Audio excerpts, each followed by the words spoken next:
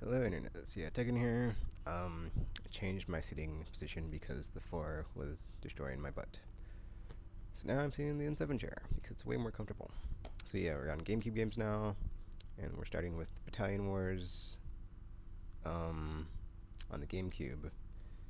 This game, I don't know, it was an interesting take on strategy on console, but I just couldn't get into it. I played a few stages and then I just like stopped playing, so I didn't finish it. It was alright. It was a nice attempt at bringing that to a console. And then we have Batten Kaitos Eternal Wings and the Lost Ocean. This is in my backlog, so I've not yet played it. So yeah, it's one of the games I had to I like felt was essential to get on the GameCube before I couldn't find it anymore. But now there's like a second game I want to get that one too. So, but I've yet to play that one. Donkey Konga. I think this is. I don't know if this is the. What is this? Oh, this is Donkey Konga 2 actually. So it's like a music game that you play with the like peripheral of congos, and yeah, it's like a music game. I haven't played it in a long time, but I'm guessing it wasn't that bad. I don't remember. I'm not sure if I played it that much. I know I did play it though. Skies of Arcadia Legends. So this is basically a port of the Dreamcast game Skies of Arcadia, and I could never find the Dreamcast version, so I picked this one up, but I haven't played it yet. So I played it a bit, but then like one of the first battles in the very beginning I died on, so I was like, wow, that's a lot harder than I was expecting. So I haven't really had a chance to go back and play it and get into it again. And then this is Donkey Kong Jungle Beat. It's like an adventure game that you use the Donkey Kong Congos with. I haven't played this one, so yeah, I might have played it a bit. I'm not sure. I don't know. My Congos are somewhere in like some storage box, so I haven't played either of the Donkey Kong games that use the Congos because I don't have them out to play. So yeah. Star Wars Rogue Squadron 3 Rebel Strike, the best game in the Rogue Squadron series. You get to be on foot, like as Luke Skywalker, and like use the lightsaber or like a blaster. I think you can be Han Solo too, like towards the end. And then like there's like a part where you can use the like the lightsaber since you're on foot when you're on the sand skid or whatever that's called. When Jabba captures you above the Scarlet Pit, and there's that part. And like there's a part where you're like training with Yoda in Dagobah to become a Jedi. That's pretty cool. But yeah, there's all this cool like on foot segments, and then you also get to ride a tauntaun at the Battle of Hoth during the Empire Strikes Back. That's pretty cool. And like the space battles are still just as good as ever, and it looks like the best of all of them, and like all the stages are cool and really good done and well done. So yeah, I really enjoyed Rogue Squadron. Too bad we have not had a new one in a long time. Actually, I think yeah, that's the last one, so it hasn't been since GameCube days. So yeah, it's been a long time. So Caliber 2. So yeah, this game had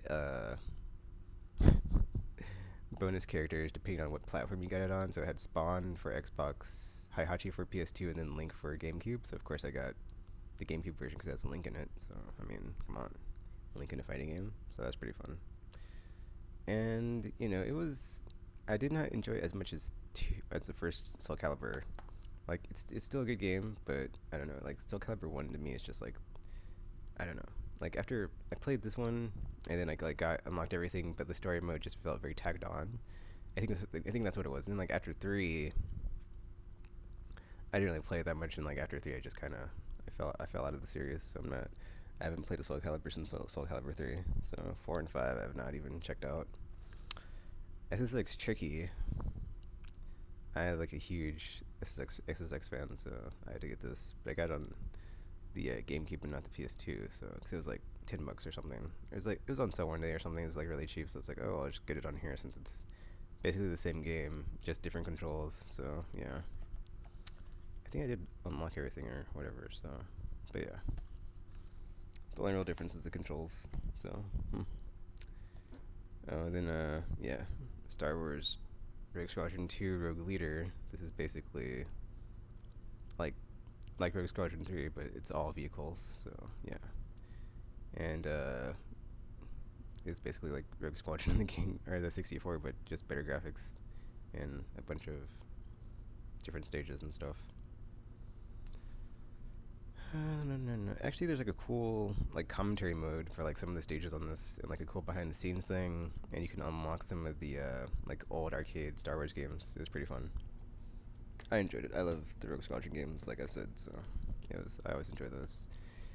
Super Mario Sunshine, I would say this is like, to me, in my opinion, the weakest of the 3D Mario games, like Galaxy 64, Sunshine, Galaxy 2. This is like the weakest one to me, just because the water pack on Mario's back,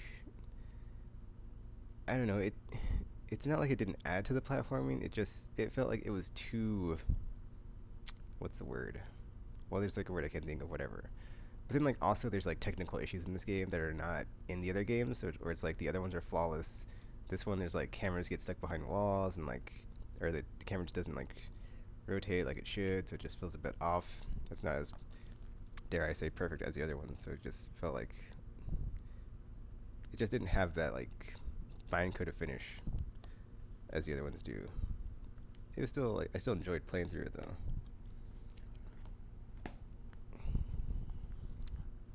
Super Smash Brothers Melee. Not really much to say here, except it's just a fighting game with all the Nintendo characters. So yeah, and I enjoy it for what it is. So I don't really care about the story, because it's just an excuse to have all the Nintendo characters fight each other. And then, so yeah, Resident Evil 2. I have this on the Gamecube and not the PS1. Well, I have the digital version on PS1, but yeah.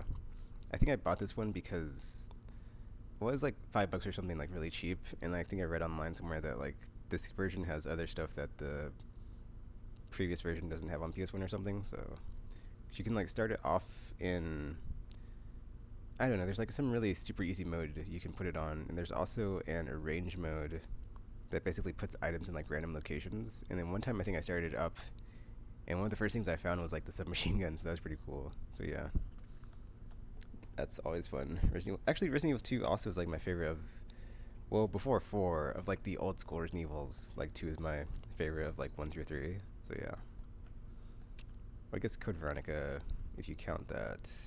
And then but I haven't really played Code Veronica, so never mind. But yeah, then like Resident Evil, the remake of the first one, this game scared the crap out of me. Like there's like one moment in this game where I just jumped like while I played, and just, yeah, this game got me. I think it still holds up, like if you go back and play it, like graphically.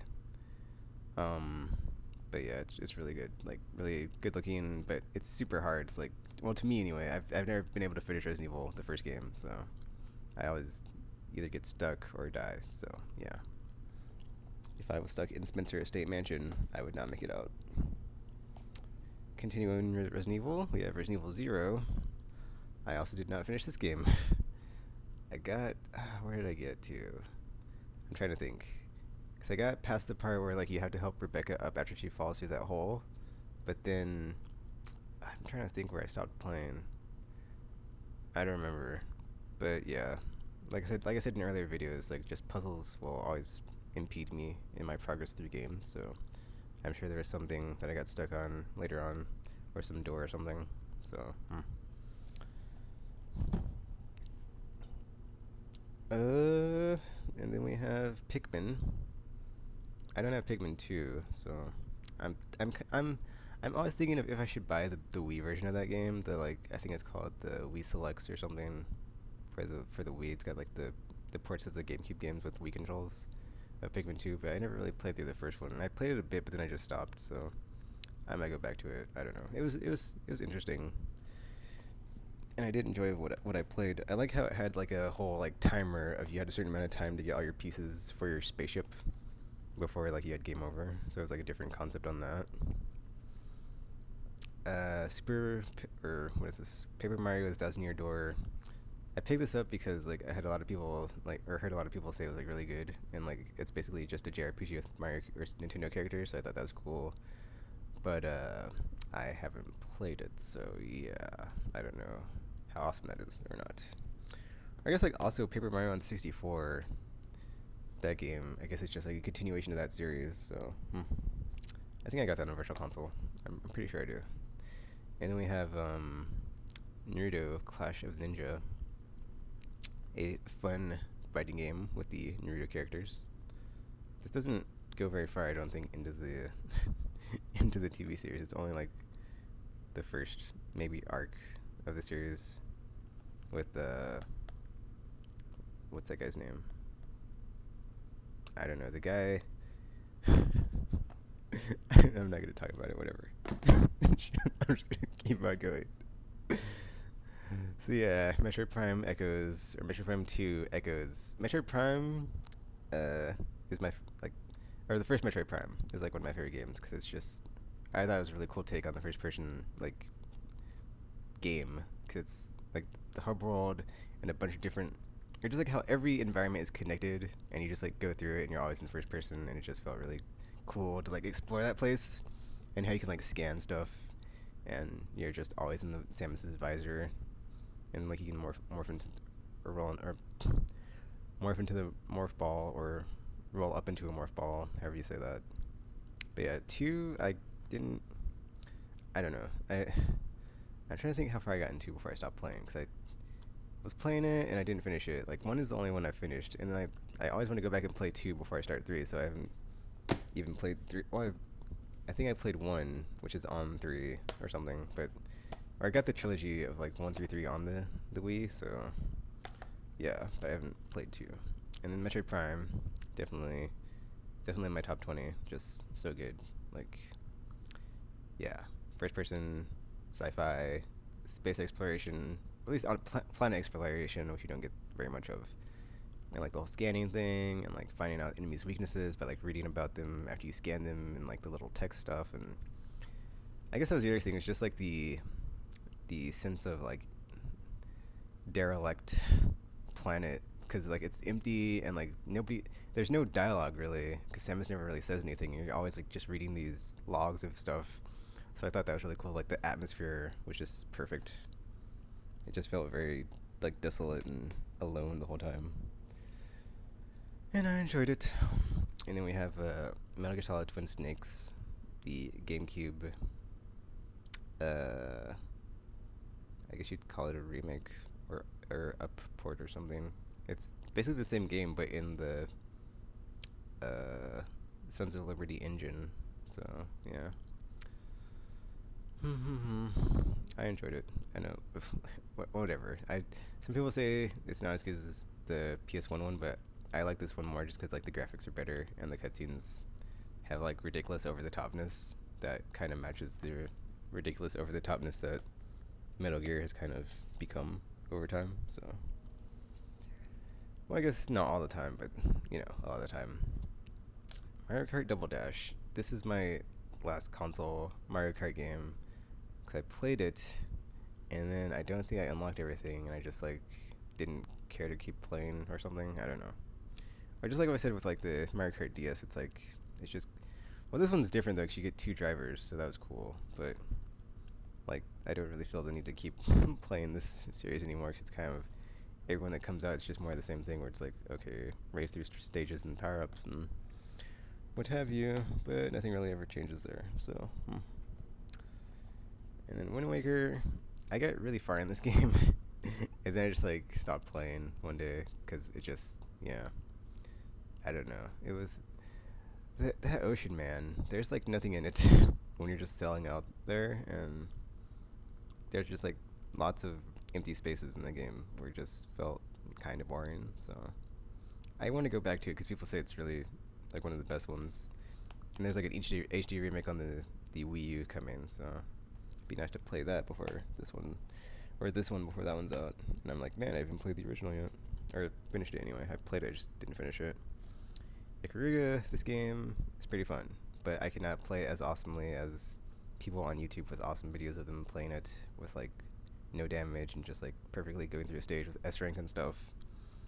But it is like, I like it for what it is just because it's like different as far as 2D shooters go. It's got a whole different dynamic of the whole like if your ship's the same polarity as what you're being shot with, you absorb it, and if it's different, you have to avoid it. and how it charges your like special attack thing, and you can shoot that out. So I thought that was always cool. So Garuga, definitely an interesting game. F-Zero GX, I had not really been a big fan of the F-Zero series before I played this game, because I never really played it before. And so this one is just really, really fun, because it's just so hard. That's what kept me coming back to it. Like, I played through, I don't know, it took me a long time to get decent at it, and then I finally found a ship that I was able to clear the like stages to unlock all the different championship modes, and I beat it with Captain Falcon to get his ending. But I haven't got the endings for all the other characters. But man, this game gets like really hard. Like, oh, and the story mode is crazy, like super hard, like towards the end. There's that too. But yeah, I enjoyed it. It's a fun game, fun and challenging and rewarding once you finally get good at it. Fire Emblem Path of Radiance. This is one of the few strategy RPGs I've not played. I played it a bit, I just haven't, played the whole thing. So I got like a few stages in, and I just didn't come back to it, so, yeah. I probably would enjoy it, but whatever. Only so much time in a day.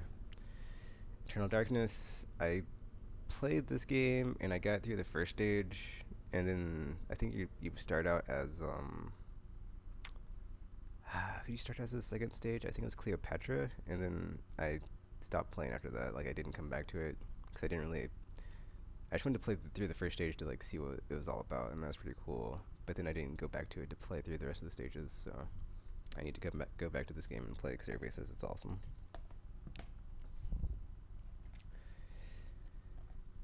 And then we have Sonic Gems Collection, which is basically Sonic CD, Sonic the Fighters, which is on PSN right now, Sonic R, and then it says it has 6 bonus Game Gear classics on here: Sonic the Hedgehog 2, Sonic Spinball, Sonic Hedgehog Triple Trouble, Sonic Drift 2, Tails' Sky Patrol, and Tails' Adventures. So I think I unlocked all the games, so I have all the stuff unlocked on here. But I haven't finished any of them, like Sonic CD or whatever, so... Actually, I think I played... Wait, no. Never mind. But yeah. If you're a Sonic fan, it's worth checking out. Oh, wow. I think I called Sonic Adventure the last good Sonic game, but I think Sonic Adventure 2 is actually the last good Sonic game. So yeah, until Sonic Generations, because it basically is just Sonic Adventure, but like a carbon copy of it with different characters and a different story. So,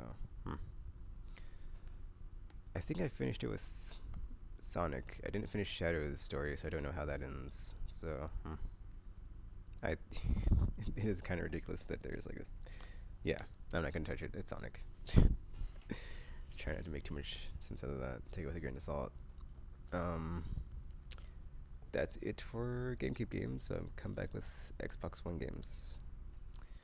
And then the mammoth amount of PS2 games I don't feel like going through, but kind of have to.